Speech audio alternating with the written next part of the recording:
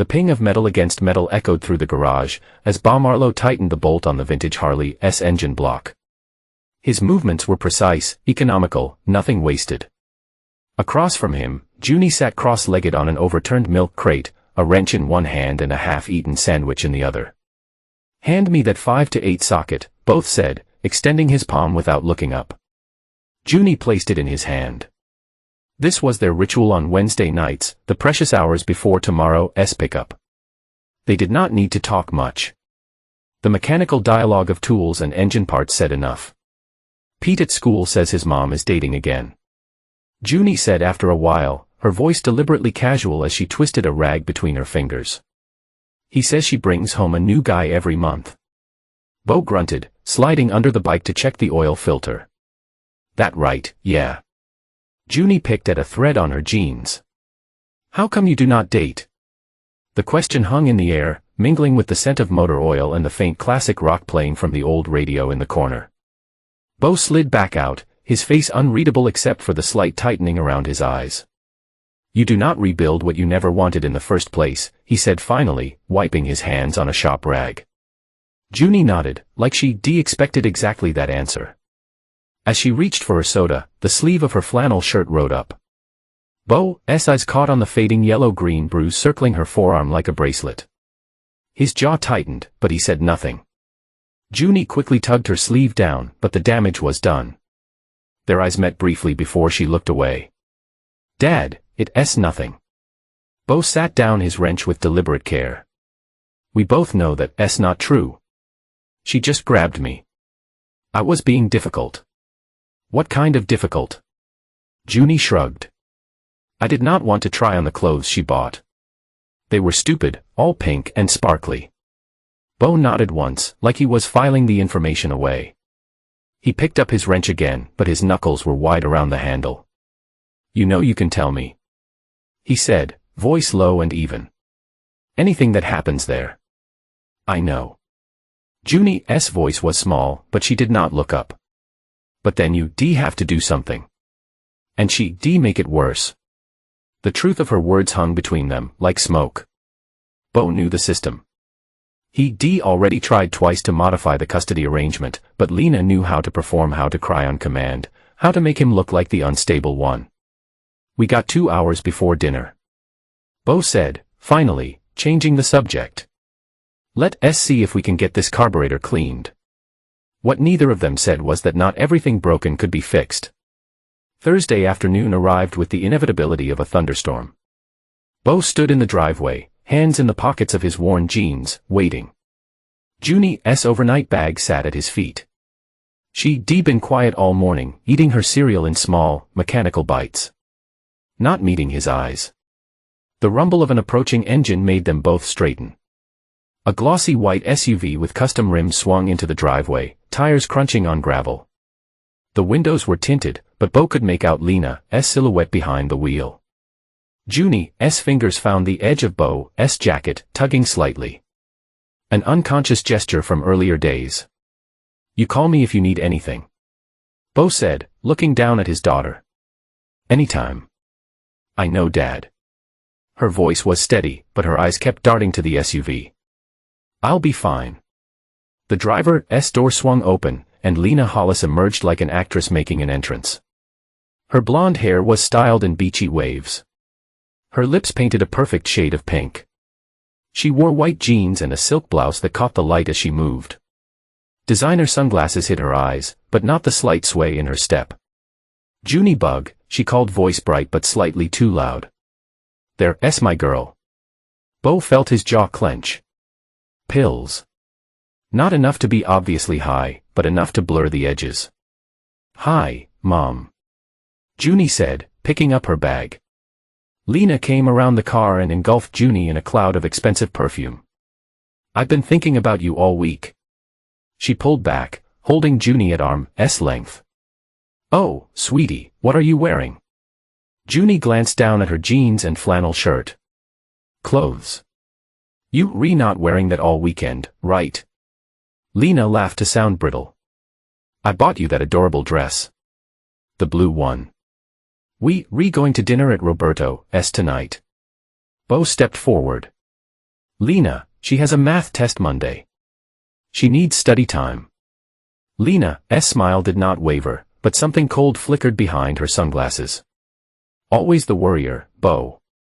She'll be fine. It's just dinner. She turned her attention back to Junie. Let's get going, baby. We have so much to catch up on. Bo watched as Lena steered Junie toward the SUV, one manicured hand firmly on her shoulder. He stepped forward, needing to say something else to Junie, something reassuring. Junie, remember what we talked about? The car door slammed shut mid-sentence. Lena circled back to the driver's side, tossing a wave over her shoulder. She'll call you Sunday, she called, sliding into the seat.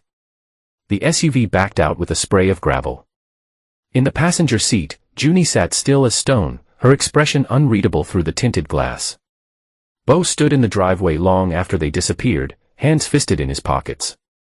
The custody arrangement had seemed reasonable 3 years ago, when the divorce was fresh and Lena was playing the devoted mother role.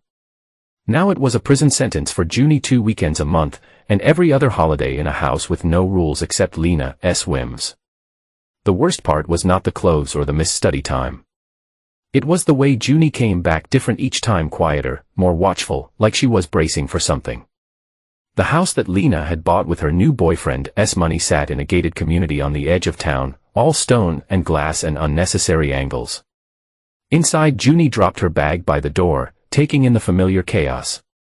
Music blared from hidden speakers, some thumping pop song that made her teeth hurt. Avery, Lena called out, tossing her keys into a crystal bowl. We home. Avery Creighton emerged from the home gym off the main hallway. Still in his workout clothes, tight black shorts and a tank top that showed off arms sculpted by daily gym sessions and whatever supplements he was taking that month. There she is, he said, giving Junie an exaggerated wink. The smartest Marlowe. Junie forced a smile that did not reach her eyes. Hi, Avery. He came closer, ruffling her hair with a hand that lingered a second too long, getting taller every time I see you. Pretty soon you'll be as gorgeous as your mom. Lena preened at this, sliding an arm around his waist. She got all my good genes, thank God. She pressed herself against him. Suddenly all liquid movement. I missed you today. Avery's hand slid down to squeeze Lena's hip. Show me how much. Junie looked away, cheeks burning. This was how it always started, the weekend of pretending not to notice what happened between them. The drinking, the pills, the displays that were never quite private enough. I'm gonna put my stuff in my room, she muttered, grabbing her bag. Lena pulled away from Avery, suddenly remembering her daughter. We're leaving at 7 for dinner. We're the blue dress I put in your closet last week. I brought homework. You can do it Sunday. Lena cut her off with a wave. Tonight is family night. Family. As if this house with its cold stone and too many mirrors was anything like a family. Junie nodded and headed up the spiral staircase to the guest room that Lena called her room, despite the fact that nothing in it belonged to her. 3 hours later.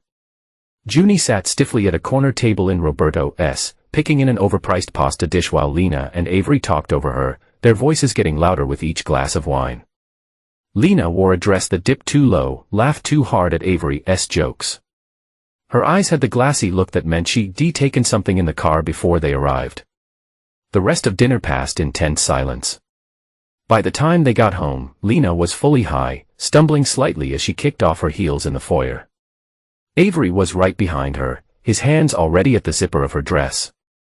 Junie, go to your room, Lena said, giggling as Avery pressed her against the wall. Grown-up time, Junie did not need to be told twice. She retreated upstairs, closing her bedroom door firmly behind her. From downstairs came the sound of breaking glass, followed by Lena's high-pitched laughter. Music started, something with a heavy bass that vibrated through the floor. Junie put in her earbuds and turned up her own music, trying to drown it out. She must have fallen asleep eventually, because she woke with a start hours later. The house was quieter now, her room dark except for the strip of light under the door. Junie checked her phone to 17 a.m. Her mouth was dry. She needed water.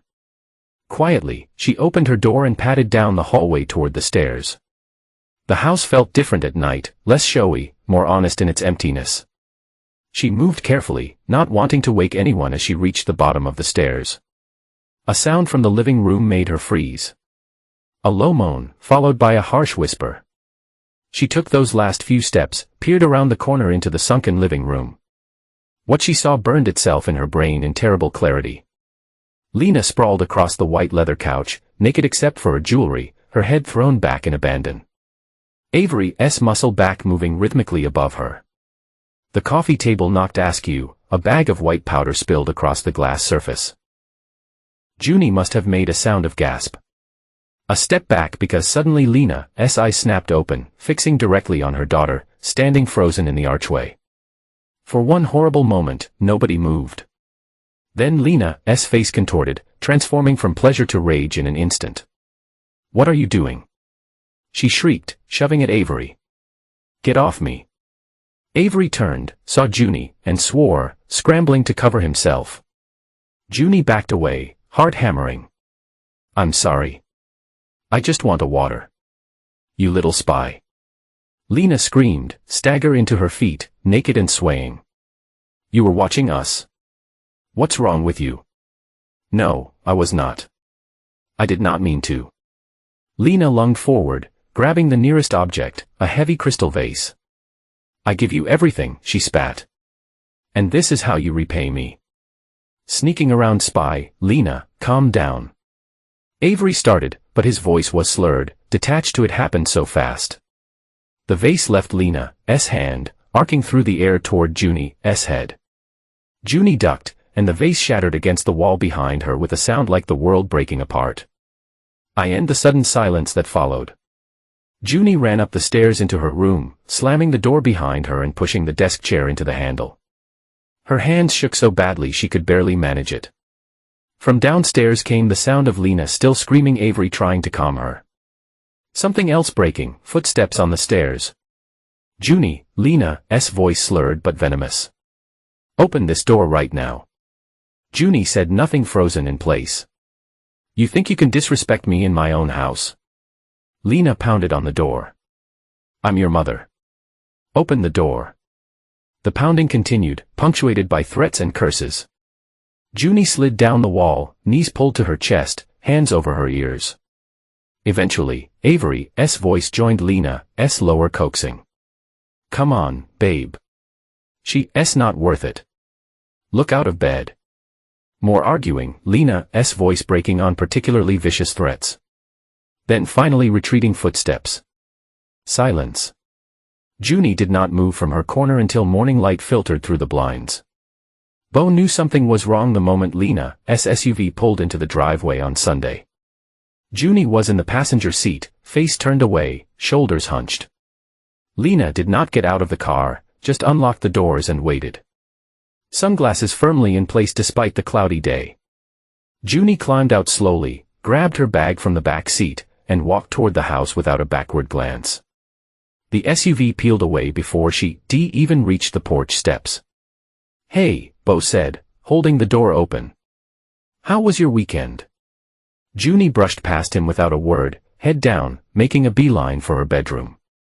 The door closed with a soft click that was somehow worse than a slam. Bo stood in the hallway, a cold feeling settling in his gut. Over the years, he learned to read his daughter's silences like a language. This was not her usual post-Lena withdrawal. This was something worse. He gave her an hour before knocking gently on her door. "Junie, dinner's almost ready." No answer. "I made that pasta you like with a garlic bread." Still nothing. "I'm coming in." "Okay." He pushed the door open slowly. Junie lay on her bed, still in her jacket, staring at the ceiling. She did not acknowledge him. Did not even blink. Bo sat on the edge of the bed, careful to keep space between them. "Talk to me, June." "I'm not hungry," she said, voice flat. "That's okay. We can eat later." He studied her profile, noting the shadows under her eyes. Something happened this weekend." Junie's jaw tightened, but she shook her head. You can tell me anything." Bo said carefully, whatever it is, can I? Junie finally turned to look at him, her eyes red-rimmed, but dry.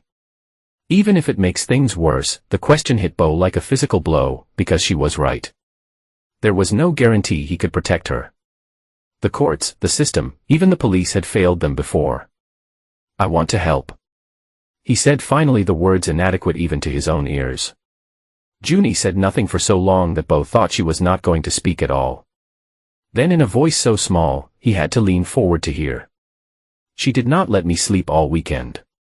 Bo waited, knowing there was more. She was mad at me for foreseeing something I should not have. Sheath and Avery were on the couch. They did not know I was there. Junie swallowed hard. She threw a vase at me. Bo's hands curled into fists, but he kept his face neutral. Knowing Junie was watching for his reaction. Did it hit you? No, it broke against the wall. Did she hurt you? He asked, his voice controlled despite the rage building in his chest.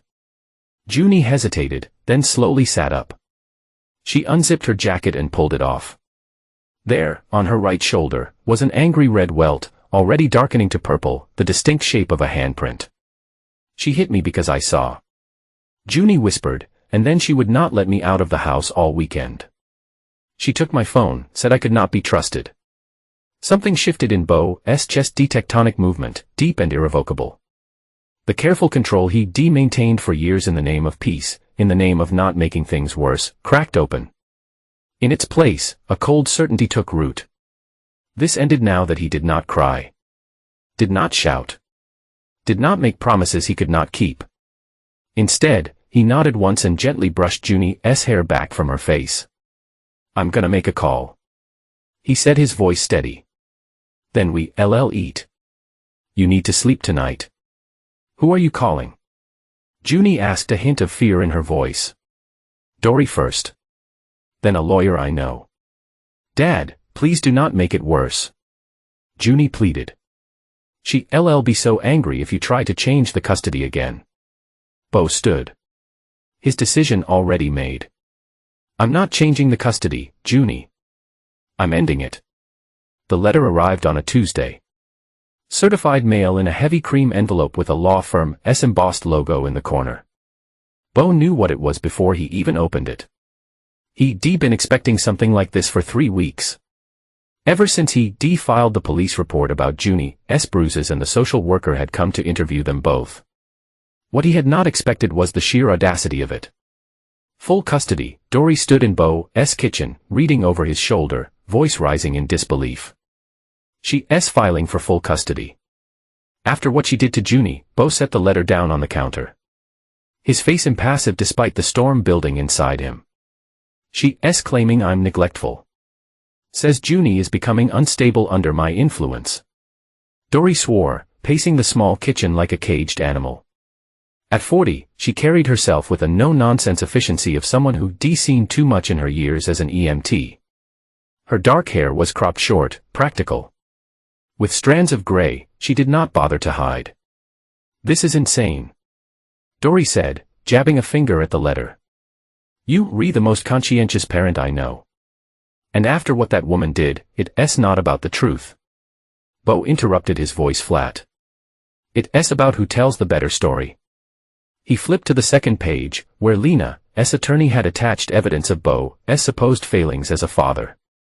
Cherry-picked text messages where he'd been short with Lena, a report from Junie's school about her withdrawn behavior.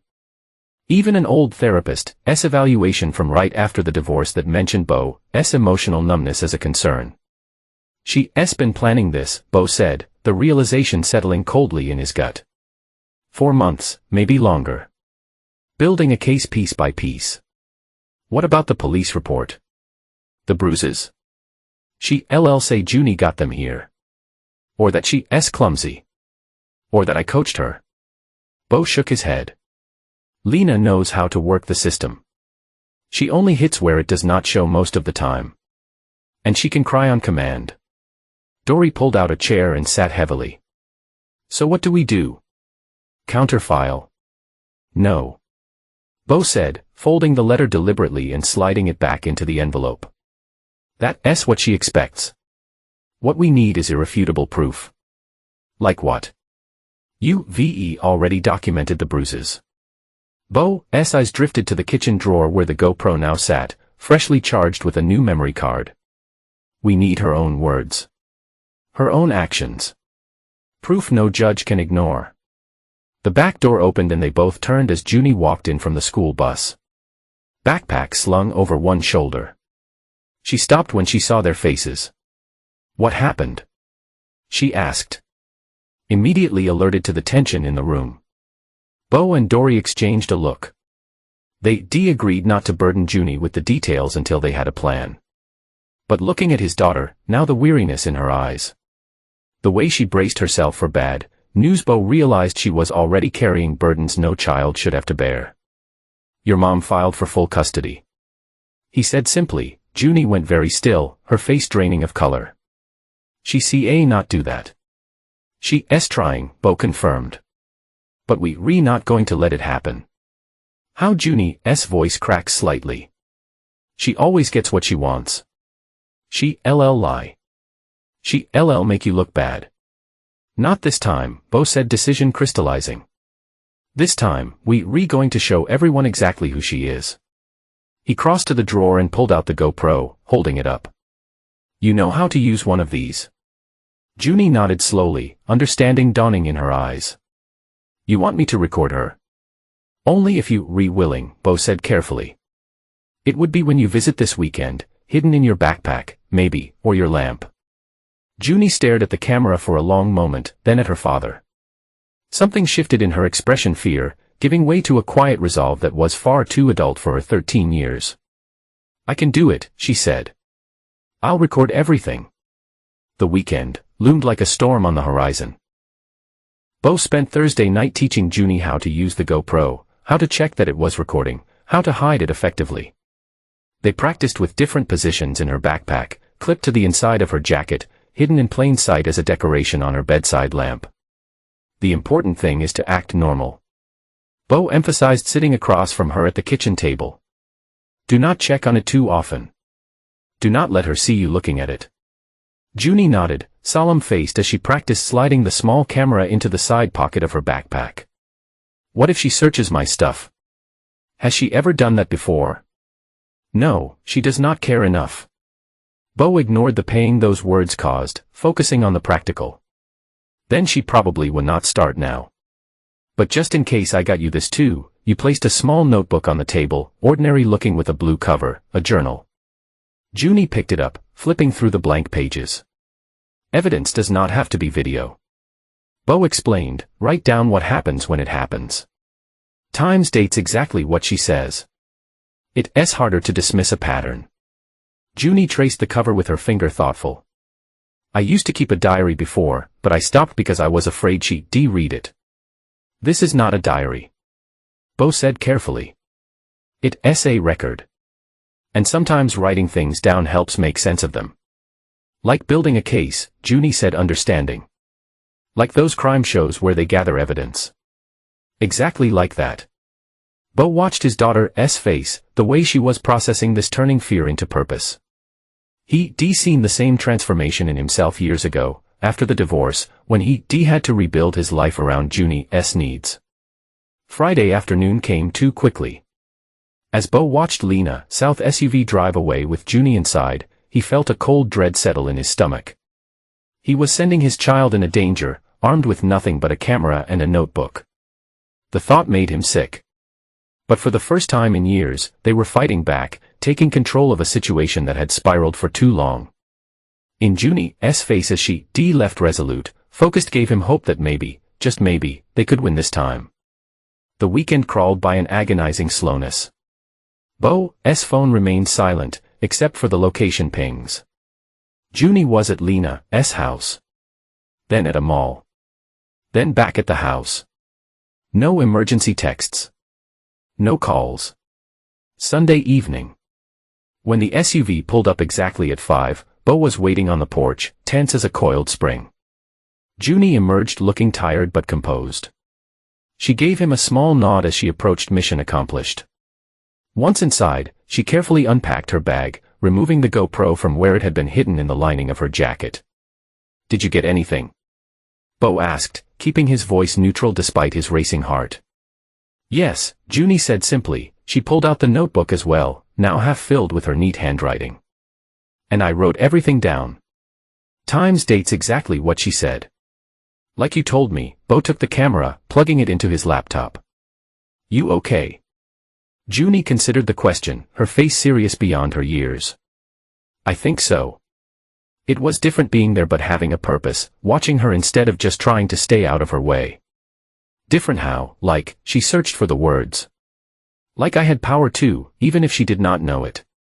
The footage loaded onto the computer, hours of it from various angles. Some just showing empty rooms, the camera hidden while Junie was elsewhere. But there were valuable moments too. Lena berating Junie for not wearing the clothes she bought. Her words slurred from whatever she'd taken that afternoon. Lena and Avery fighting in the kitchen, throwing pointed bars at each other until Avery stormed out, slamming the door so hard a picture fell off the wall. And Lena's face when she turned her rage on Junie instead, demanding to know why she could not be a normal daughter who appreciated what she had. It was not physical abuse. Lena was too careful for that, especially after the police report. But the emotional cruelty was stark. The manipulation, the narcissism that made everything about her own feelings, her own needs.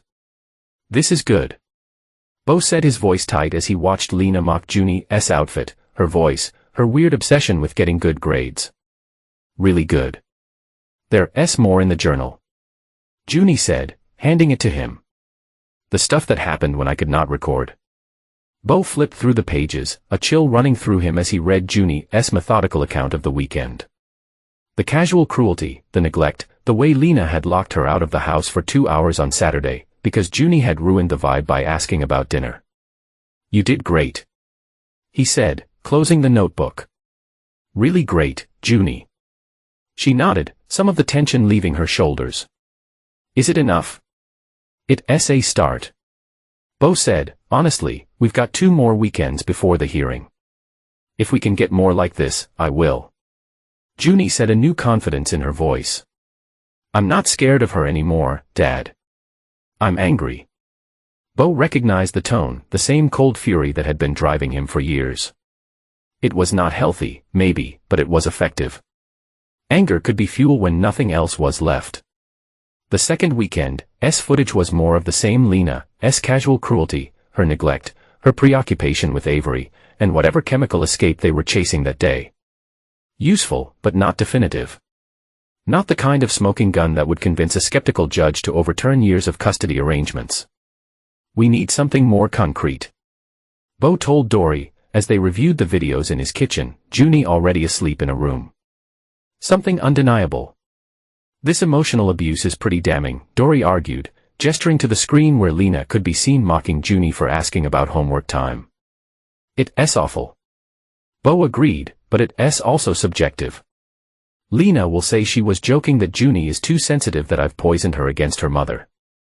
We need something no one can explain away. The final weekend before the hearing arrived with a sense of last chances. Junie packed her bag methodically. The GoPro and journal now familiar tools. But this time, Bo noticed a different energy about her, acquired determination that bordered on recklessness.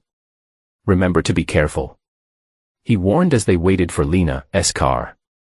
Do not provoke her. I will not, Junie promised, but there was something in her eyes that made Bo uneasy. The point is to document what happens naturally, he pressed. Not to create situations. Junie nodded, but her gaze had already shifted to the approaching SUV. I know what I'm doing, Dad. Before Bo could respond, Lena pulled into the driveway, honking impatiently. Junie grabbed her bag and was gone with barely a goodbye, leaving Bo with a pit in his stomach in the sense that something had been set in motion that he could not control. The weekend passed with the usual location pings, but no emergency texts. By Sunday afternoon, Bo had nearly convinced himself that his worry was unfounded, that Junie was being careful, sticking to the plan. Then the SUV pulled up 2 hours early, and Lena practically shoved Junie out the passenger door before speeding away with a squeal of tires. Junie walked up the driveway slowly, one arm curled protectively around her ribs. Her face was pale, her eyes red-rimmed. What happened? Bo demanded, rushing to meet her. Are you hurt? Junie shook her head once, brushing past him into the house. She went straight to her backpack, pulling out the GoPro with shaking hands. "You need to see this," she said. Her voice hoarse. Now, Bo plugged the camera into the TV instead of his laptop, allowing the footage to play on the larger screen. What he saw made his blood run cold. The camera was hidden in Junie's hoodie, pointing outward from what must have been a chest pocket. The angle was slightly tilted, but the kitchen of Lena's house was clearly visible. Avery sat at the island, scrolling through his phone, an empty plate in front of him. Beer bottles littered the counter. Lena's voice came from off-camera. "Junie, clean this up. Avery and I are going out." The camera moved as Junie approached the island.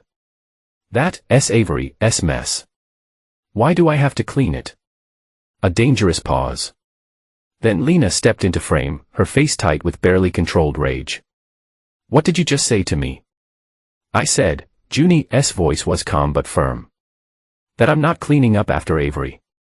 He's a grown man. He can do it himself." Avery looked up from his phone, a smirk playing at his lips.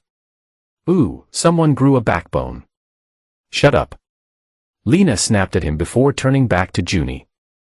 "You'll do what I tell you to do in my house. Clean it up. Now." "No." The single word hung in the air like a thunderclap. Bo felt his chest tighten as he realized what Junie had done.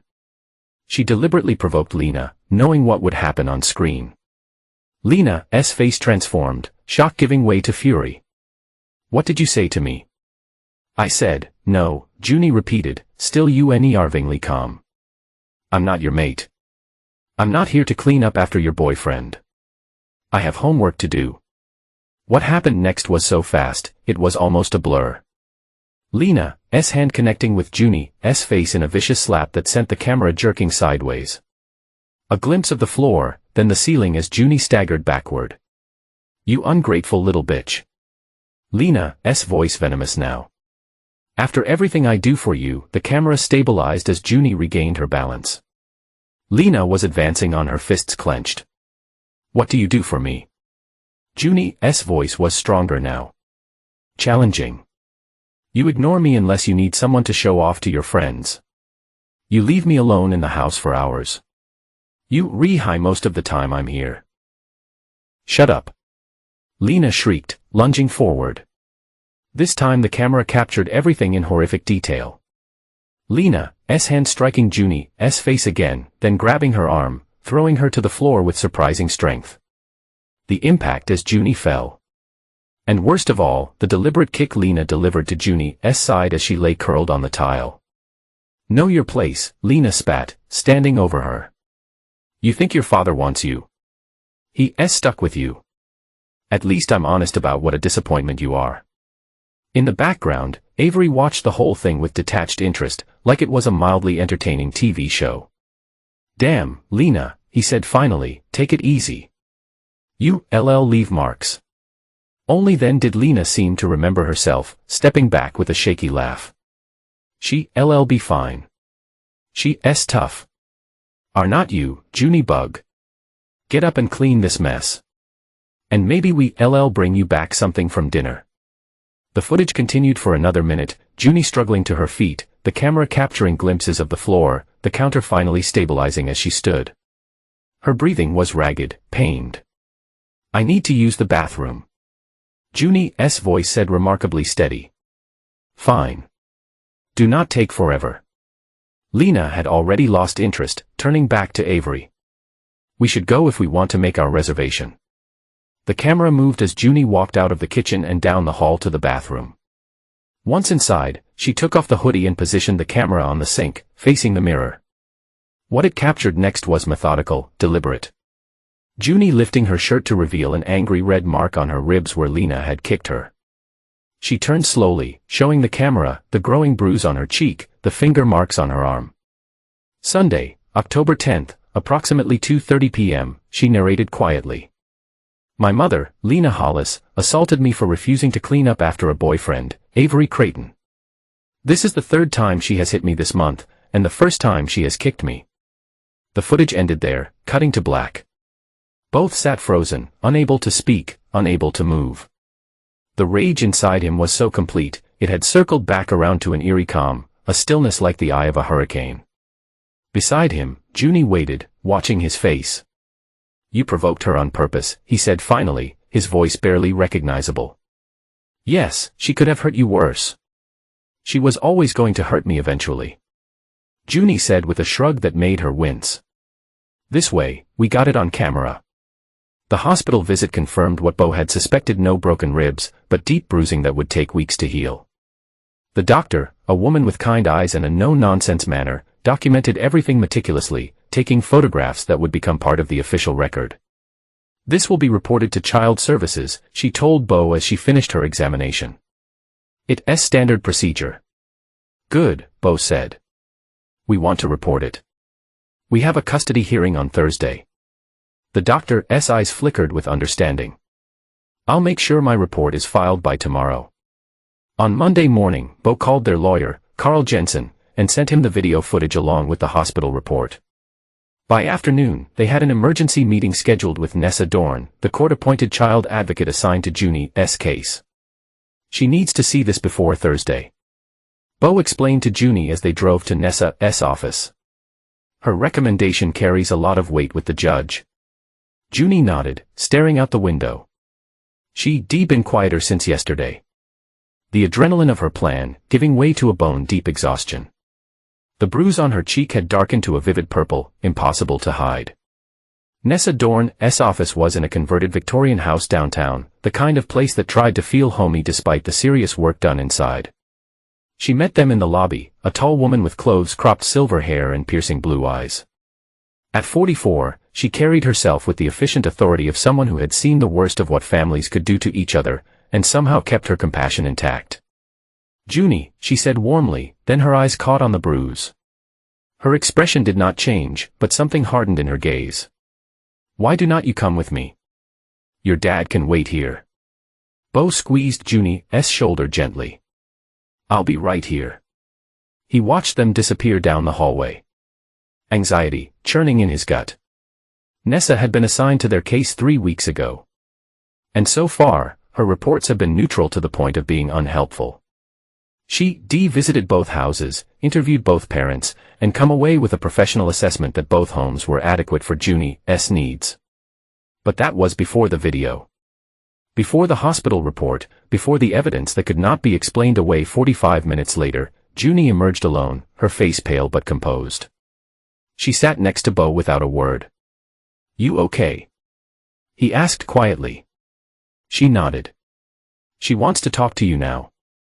Nessa appeared in the doorway, her face unreadable. "Mr. Marlowe, this way please." Bo followed her down the hall to a small office lined with children's drawings and professional certifications. Nessa closed the door behind them and gestured for him to sit. "I've reviewed the video Junie provided," she said without preamble. "And I've read the hospital report." Bo waited, hands clasped tightly in his lap. "Why did not you call the police immediately?" Nessa asked, her tone carefully neutral. The question hit Bo like a slap. "I want to make sure Junie was okay first. Get her checked out. Then talk to our lawyer. MS. Hollis is claiming Junie staged the whole thing." Nessa continued, "that you coach her to provoke an incident to bolster your custody case." "Of course she was." Rage flared in Bo's chest, but he kept his voice steady. "That's absurd. Why would I ever put my daughter in harm's way? To win." Nessa said simply. "People do desperate things in custody battles, Mr. Marlowe. I did not coach her." Bo said firmly. "Did I know she was recording?" "Yes." "Did I tell her to provoke Lena?" "Absolutely not. I specifically told her not to." Nessa studied him for a long moment. "Junie says the same thing. That she decided on her own to stand up to her mother, knowing it might turn violent. That's the truth. It's a dangerous gamble for a 13-year-old to make on her own. Junie's been dealing with Lena's abuse for years." Bo said, leaning forward. "She knows her mother better than anyone. She knew exactly what buttons to push." Nessa's expression softened slightly. That's what concerns me, Mr. Marlowe. A child should not have to be that strategic just to be safe. I agree. Bo said, relief flooding through him as he realized Nessa was on their side. That's why we're fighting this custody battle. Junie deserves better. She does. Nessa agreed. She opened a folder on her desk, pulling out a slim sheaf of papers.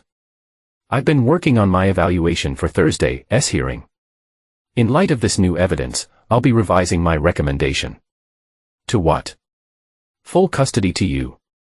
With supervised visitation for Ms.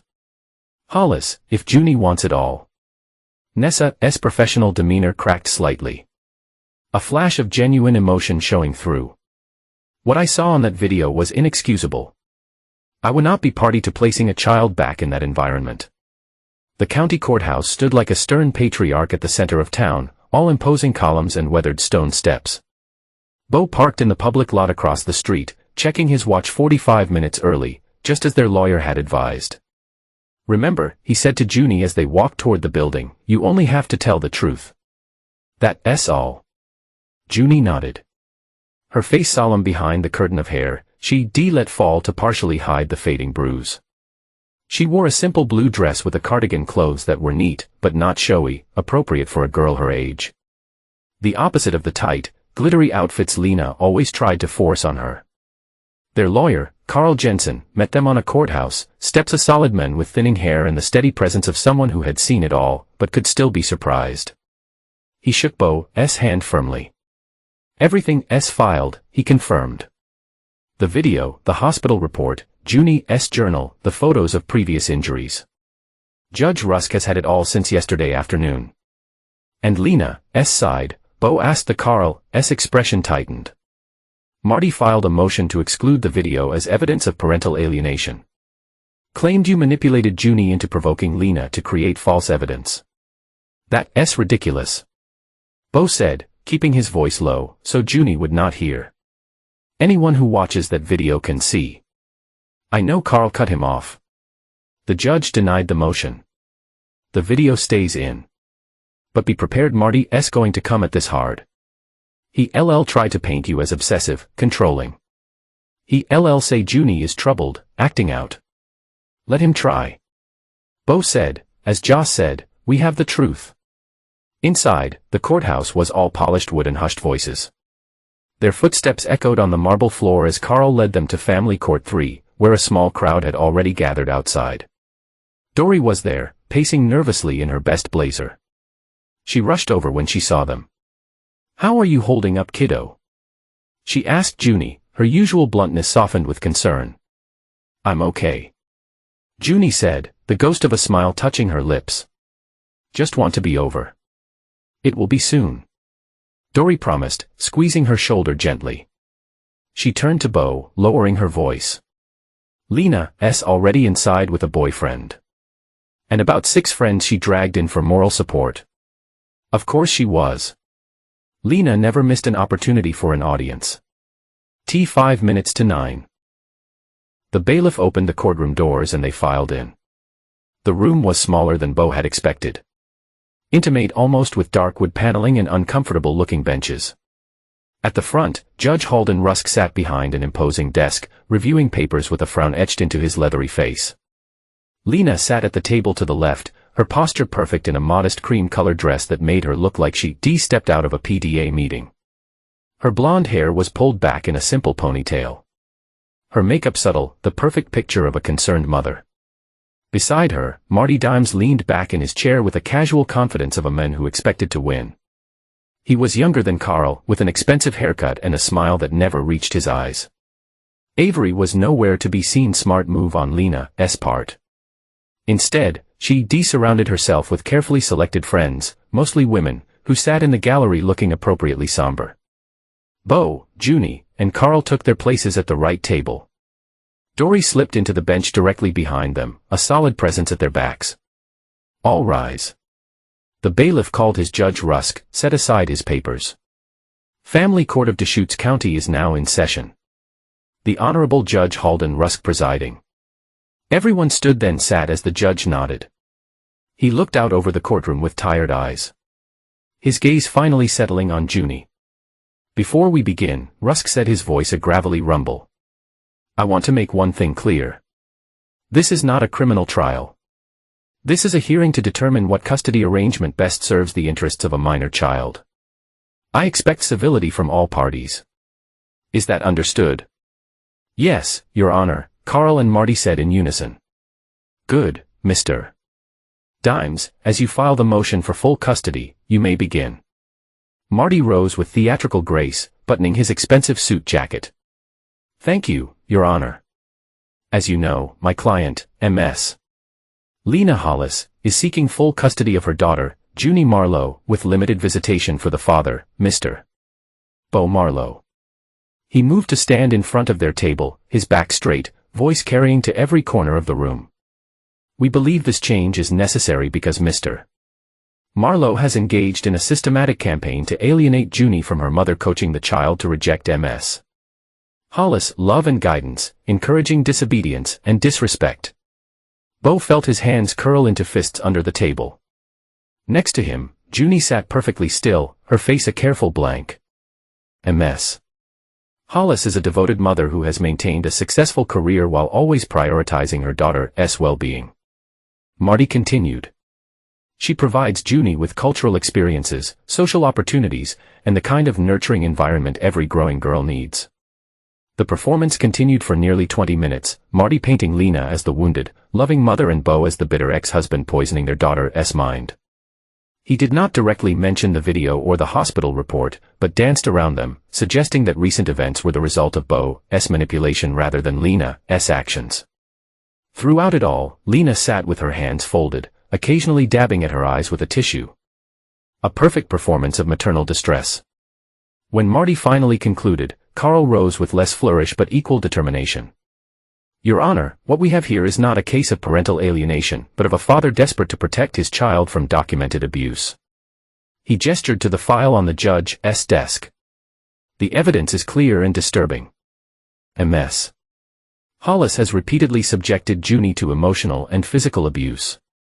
The video submitted to the court shows Ms. Hollis striking Junie, throwing her to the ground and kicking her in assault that required medical attention.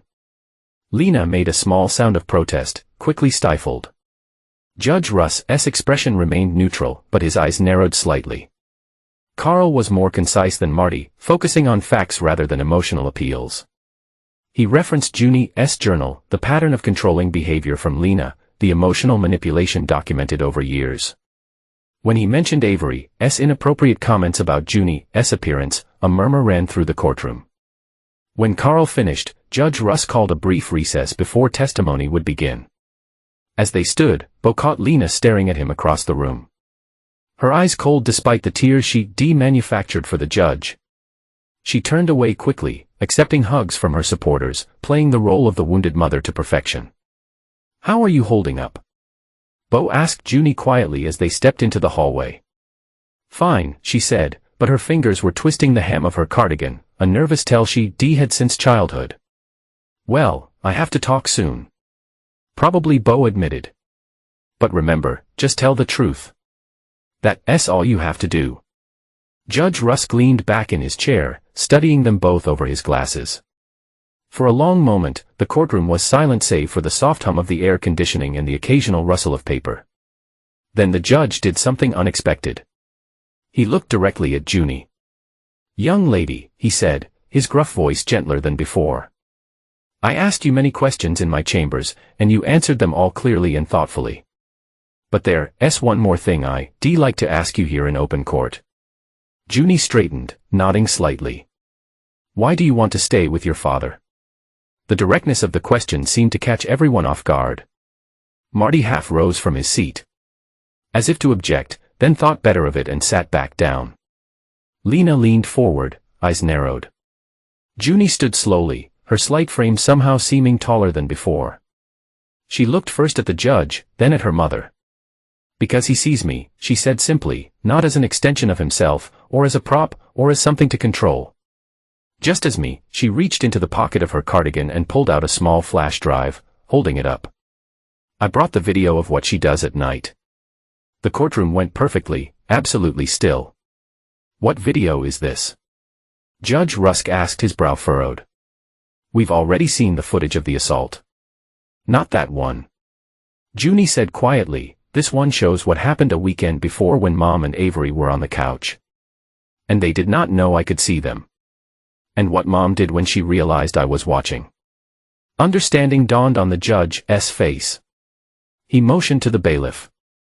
Please give that to Ms. Dorn. Nessa stood, accepting the flash drive from Junie with a slight nod of encouragement. She walked to the laptop connected to the courtroom's video system, inserted the drive and navigated to the file. Your Honor, Lena's voice was high panicked.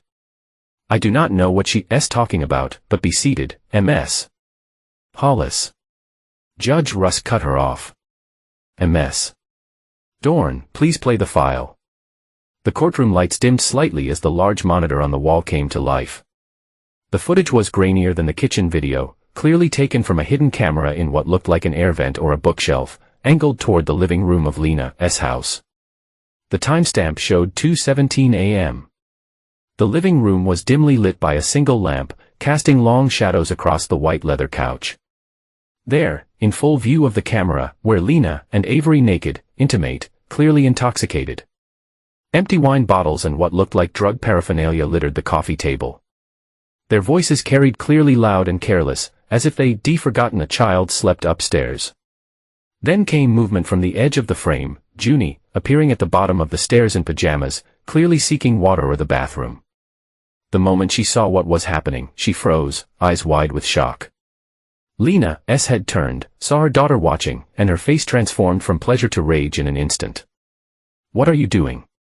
Lena's voice slurred but venomous. Are you spying on us, you little freak? Junie backpedaled, clearly terrified. No, I needed water. Liar. Lena shoved Avery aside, standing naked and swaying. You always watching, always judging, just like your father. I'm sorry. Junie whimpered, backing toward the stairs. I did not mean to. The camera captured in terrible clarity what happened next. Lena lunging forward, grabbing a heavy crystal vase from the side table. Junie turning to run, the vase leaving Lena's hand in a vicious arc, missing Junie's head by inches and shattering against the wall in an explosion of glass. Next time I will not miss. Lena screamed, advancing on her terrified daughter. Get out of my sight. The video continued just long enough to show Junie fleeing up the stairs, Lena collapsing back onto the couch in drunken rage and Avery laughing, actually laughing as he poured another drink. Then the screen went black. The courtroom remained silent, frozen in collective horror. Bo felt sick, physically ill, though he'd already seen the footage when Junie first showed it to him. Seeing it again in this public setting made it somehow more real, more monstrous.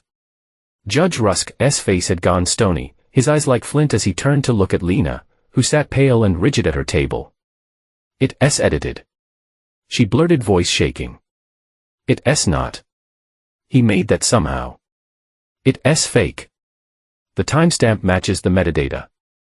Your Honor, Nessa said quietly, and it corresponds to the journal entry Junie made that same night, which is already in evidence.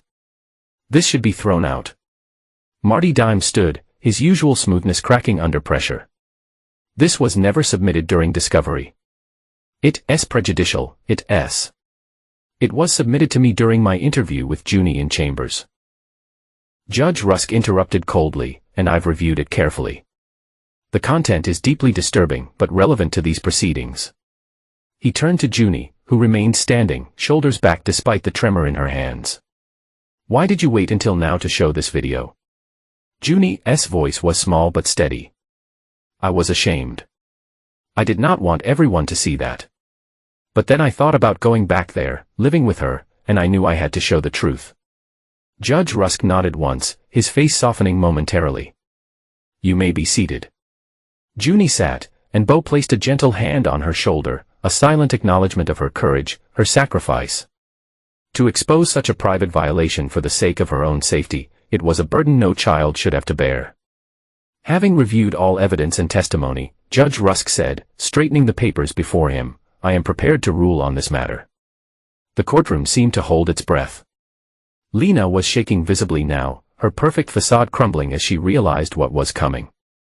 Full legal and physical custody of the minor child, Junie Marlowe, is hereby awarded to the father, Beau Marlowe, effective immediately. Beau closed his eyes briefly, relief washing through him in a wave so powerful it left him lightheaded. Ms. Hollis, the judge continued, his voice hardening. Your visitation rights are suspended pending completion of a psychiatric evaluation and substance abuse treatment program.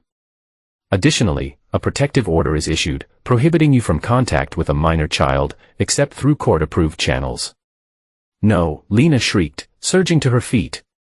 This is not right. He planned this. He turned her against me. Ms. Hollis, control yourself, the judge warned. But Lena was beyond control now.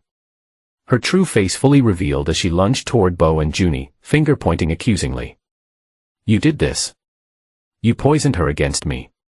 Two court officers moved quickly to intercept her, gently but firmly taking her arms. Marty Dimes tried to calm her, murmuring urgently in her ear. But she shook him off, her rage building rather than diminishing. Junie, she cried, struggling against the officers. Tell them a truth. Tell them how your father made you say these things. Junie did not respond, did not even look at her mother. She kept her eyes fixed straight ahead, her expression blank, as if she retreated deep inside herself, where Lena's voice could not reach. Get her out of here. Judge Rusk ordered, and the officers began escorting a still struggling Lena toward the door. This is not over, she called back, makeup streaked with real tears now, her carefully constructed image in ruins. He not take you from me, Junie. I'm your mother.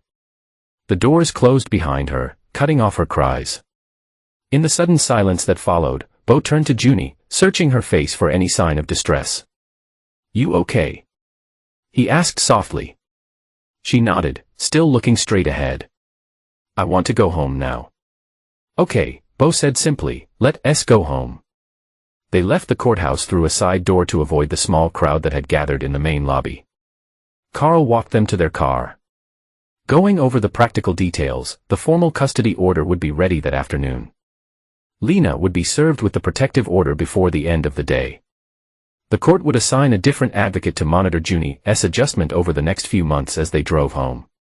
Junie stared out the window, silent except for the occasional direction when Beau asked if she wanted to stop anywhere. No, she just wanted to go home. The following days fell into a new rhythm. School, homework, dinner. No more countdown to weekend visits. No more bracing for Junie's return in a state of silent shock. Just the ordinary flow of life, gradually healing the wounds of the past out a week after the hearing. As Beau was changing the oil in his truck, Junie appeared in the garage doorway, watching him work with that quiet intensity that was so much a part of her. Can I ask you something? She said, finally. Beau straightened, wiping his hands on a shop rag. Anything. If Mom calls me, if she somehow gets my number or something, what should I do? The question caught him off guard. Has she tried to contact you? No. Junie said quickly, I was just thinking, what if she does? Beau considered his answer carefully. That would be your choice. He said, finally, if you want to talk to her, we can go through the proper channels, make it supervised. If you do not, you have every right to say no. Junie nodded, processing this. What if she says she's changed, that she's better now? Words are easy. Beau said, remembering all the promises Lena had made and broken over the years. Actions matter more. If she really wants to change, she'll respect your boundaries. She'll get the help she needs. She'll prove it over time. But you do not think she will? Junie said, not a question, but an observation. Beau sighed, setting down the rag. I think people can surprise you. But real change is hard and rare. He met her eyes directly. And you do not know her the chance to hurt you again. What about forgiveness? Junie asked, her voice small. People always talk about how important that is. Forgiveness is for you. Not for her. Beau said firmly. It's about letting go of anger that hurts you. Not about letting someone back into your life who has not earned it. Junie seemed to consider this. her young face solemn with thoughts too heavy for her years. I do not think I can forgive her, she admitted finally. Not now. Maybe not ever. That's okay. Bo said simply, you do not have to. 3 days later, as Bo and Junie were leaving the grocery store, they saw her Lena standing beside her SUV in the parking lot, looking smaller somehow, without her usual armor designer clothes and perfect makeup. Her hair was pulled back in a messy ponytail, dark roots showing against the blonde. She wore sunglasses despite the cloudy day, but they could not hide the hollowness in her face. She saw them at the same moment they saw her. For a heartbeat, no one moved. Then Lena started toward them, hands outstretched in a pleading gesture. Junie, she called, voice breaking. Please, just listen to me for 1 minute. Bo stepped slightly in front of his daughter, instinctively protective. Lena, stop. There's a protective order. You see not be here. She halted a few yards away, swaying slightly like a reed in wind. Please, Bo, do not do this. She's my daughter too. I've lost everything, my home, my boyfriend, my friends. I'm facing jail time. Please do not take her from me too. Junie moved out from behind Bo. Her face set in lines of quiet determination. He did not take me from you, she said clearly. You did. Lena flinched as if struck. Junie, baby, I know I made mistakes. Terrible mistakes. But I'm getting help now. I'm in a program. I'm seeing a therapist. Her voice dropped to a desperate whisper. I'm your mother. No. Junie said, her voice steady despite the slight tremor in her hands. You're just a person who gave birth to me. A mother protects her child. She does not hurt her to make herself feel better. The simple truth of it hung in the air between them. Lena's face crumpled, tears sliding beneath her sunglasses. Please, Bo, do not do this. Bo placed a steadying hand on Junie's shoulder. That's far enough, Lena. If you come any closer, I'm calling the police. Please, Bo, do not do this. Lena repeated, her voice breaking. He took in the sight of her, this woman he had once married, once believed he loved. There was a time when her tears would have moved him, when he would have done anything to stop her pain. That time was long past. I did not do this, Bo said, his voice level. You did. He turned away, guiding Junie toward their truck. Behind them, Lena's composure shattered completely. Please, Junie, she wailed, her voice echoing across the parking lot. I'm sorry, I'll do better. I'll change. Junie did not look back, her step steady beside her father's. Her silence was its own kind of power, now not the fearful silence of before, but the calm certainty of someone who had made their choice. 6 months passed. Winter gave way to spring, bringing with it a sense of renewal that seemed fitting for their new beginning. Bo, with his savings and a small business loan, opened a custom motorcycle shop in a converted warehouse on the edge of town. He named it Clean Slate Customs, a declaration of intent as much as a business name. Junie never responded to Lena's attempts at contact. Never asked about her.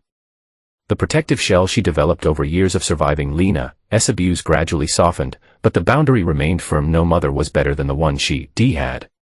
Bo enrolled her in a private school focused on arts and media, recognizing the talent she shone with the camera and journal. She thrived there, making real friends for the first time, her natural intelligence flourishing when not constrained by fear. On weekends, she sometimes helped out at the shop, learning to work with her hands the way Bo had taught her. One evening in late summer, Bo came home from the shop to find Junie waiting for him on the porch, a leather-bound notebook in her hands. Not the journal she used to document Lena's abuse, this was something newer, thicker. Hey, he said, climbing the steps to sit beside her. What's that? Junie held it out to him, her expression serious but not fearful. My journal, from the last year, she swallowed hard. I want you to read it. When you ready, Bo took it carefully, aware of the weight of what she was offering, not just a book, but her unfiltered thoughts, her private processing of everything they'd been through. You sure? He asked. She nodded. I'm sure it helped me understand some things. Maybe you'll help you too. That night, after Junie had gone to bed, Bo sat at the kitchen table and opened the journal.